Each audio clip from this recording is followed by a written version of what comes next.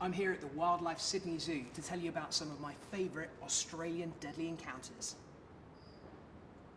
One of the best would surely have to be with the saltwater crocodile. Australia is definitely the best place in the whole world to film them. There are hundreds of thousands of these incredible reptiles here, the largest reptile on the planet.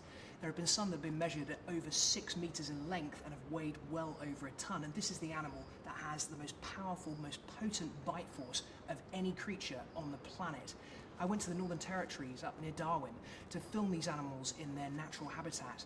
The idea was to try and get very close to female crocodiles while they're on their nests. So you're going to try and get to the nests, uncover them, find out how many eggs were inside, find out how they were doing, and try and get some sense of how the population was doing.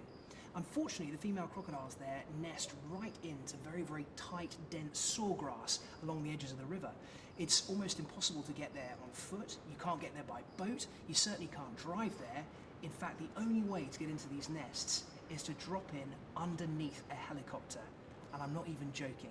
I'm talking about being dropped on a line underneath the helicopter right on top of a nest with a 3-meter plus saltwater crocodile who is fiercely guarding her own nest. A lot of people think of crocodiles as being these fierce meat-eating monsters, but the truth is that the females are incredibly protective of their young. There are very, very few animals that are quite so keen to look after their youngsters, from the eggs right through to the hatchlings. So getting into one of these nests was going to be a serious challenge. We'd really have to watch each other's backs. There were 3 of us getting in to try to approach the first nest. Myself, Matt Wright, who is a local guide who actually goes in and checks out, assesses the health of these nests for a living, and my cameraman Graham.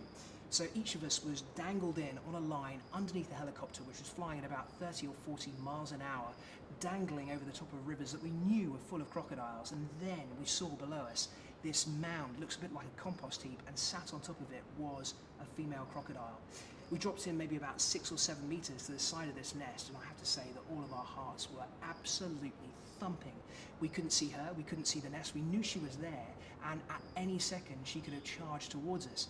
As we moved towards the nest, it was fiercely hot and humid. We were being eaten alive by biting insects. But obviously the thing we were most concerned about was the 3-meter long reptile that was just meters in front of us.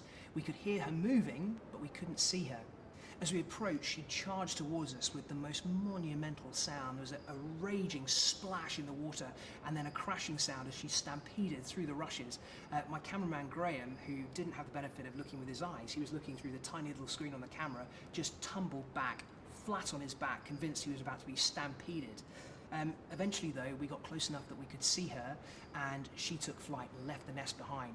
So we got in, we uncovered it, and we found inside about 40 of these perfect eggs. They're about the size of a goose egg, but you can just about see, if you hold them up to the light, the tiny shape of the miniature crocodile inside just wriggling around.